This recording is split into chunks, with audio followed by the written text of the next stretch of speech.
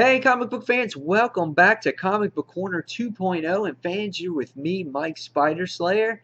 And guys, welcome to another comic book review.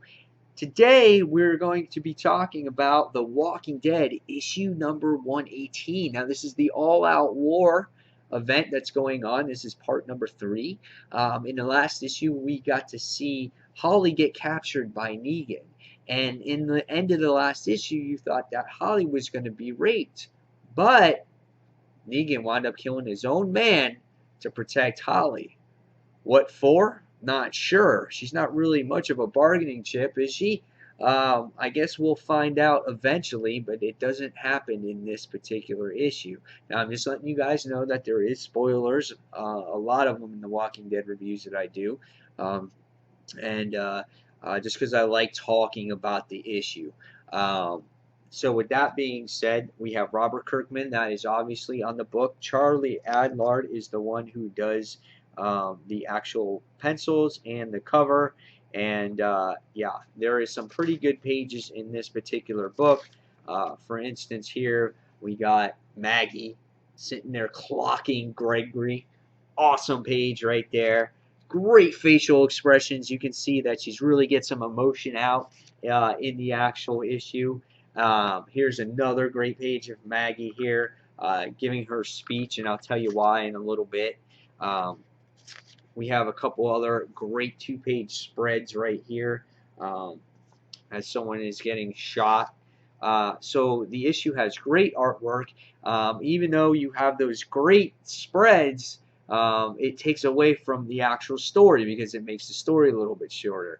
But you got to appreciate the artwork that Charlie Adler does in the actual issue.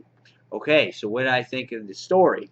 Badass story, guys. This is an emotional issue, and I'll tell you why when we get to it. But first off, in the beginning of the issue, we get to see Gregory. If you guys are not familiar with him, he is the leader of the Hilltop, and he comes to the Hilltop, comes back to home, and he's like, "Help! Help! I need help! I need help! You gotta help me!" You know, and it's like he's such a drama queen. This guy, he's such a fake, and he's such a coward of a leader. He hides behind people. He says he was responsible for getting his people back to the Hilltop that Negan had captured and things like that. And Maggie's been staying at the Hilltop because it resembles a home atmosphere for her. But she doesn't respect the leader. She doesn't respect Gregory, which is this guy right here. Doesn't respect him whatsoever. She respects Rick. And the only reason why she's staying here is because she knows that's what Glenn would wanted for her family. So her and Sophia actually stay there.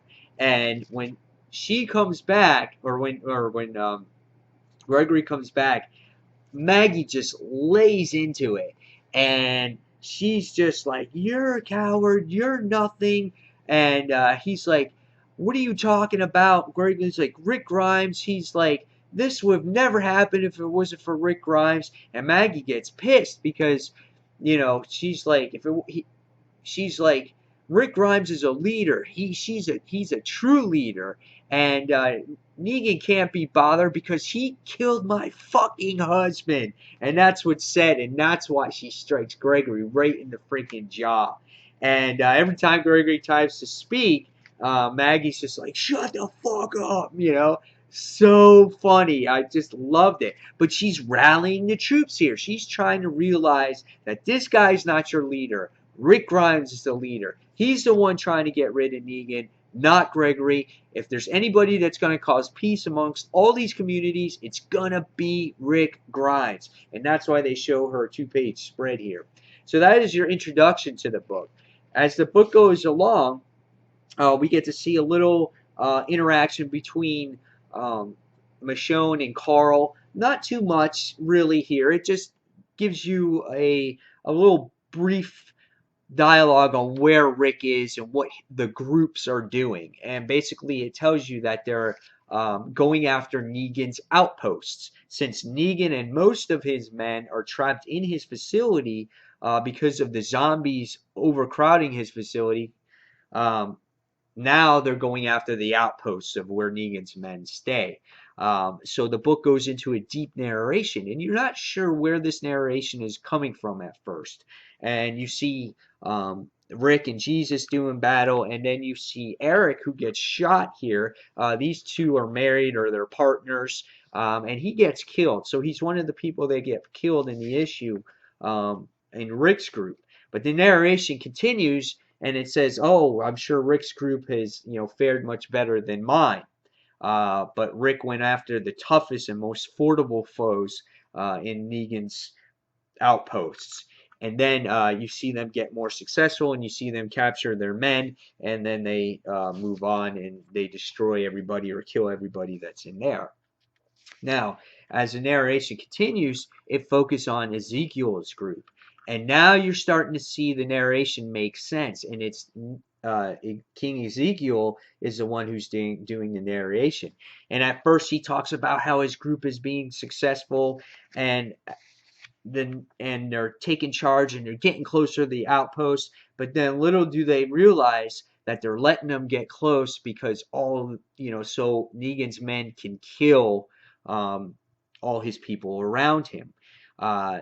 And as you see zombies are starting to surround Ezekiel, and all his people were getting shot by Negan's men, so they were overwhelmed. And really what it comes down to is Ezekiel is by himself. And he witnesses one of his own men turn into a zombie, and it was the fastest that he's ever seen it. So that was pretty interesting too. Ezekiel goes running, and he's being chased by hordes of zombies because they're all being gathered by loud gunshots. And they see Ezekiel, and he falls into the water. But the next thing you see, which was a great scene, is you get to see Shiva the tiger come to his rescue. And all of a sudden, you see him going after the zombies and chewing up the zombies. And just as Ezekiel's going to walk away, and he finds out that he's safe, and he goes and calls his tiger. Now, it's a huge spoiler, is that you see the tiger being overwhelmed by zombies. And the tiger stays in the battle to protect Gregory. And I'm sorry, not Gregory, but Ezekiel. And it was such a touching moment. And you know that the whole time during this whole narration is he's talking to Michonne. And he says that, "I wish I would have fallen that day, and I would have gone down as a hero and someone to look up to." And now he goes, "No one looks at me as anything. I'm ashamed." And he also lost his tiger, Shiva. Very touching episode.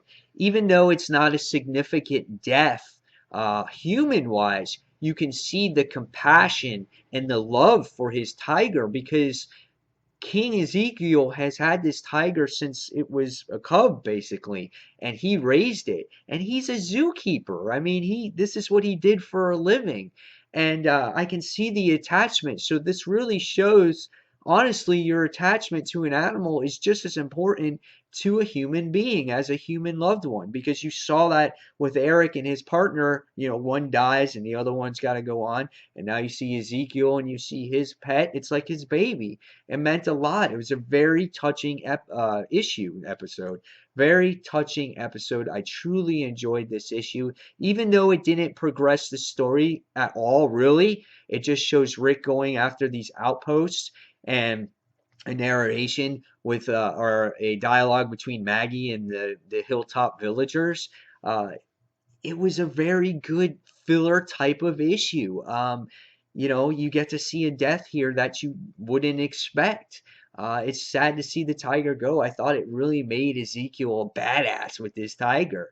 And how he's going to cope with this, I'm not sure. So hopefully the story progresses more, but this was a very solid issue, and I highly recommend this story arc right now. And I'm going to give this book a 4 out of 5. I'm sorry, 4.5 out of 5 stars.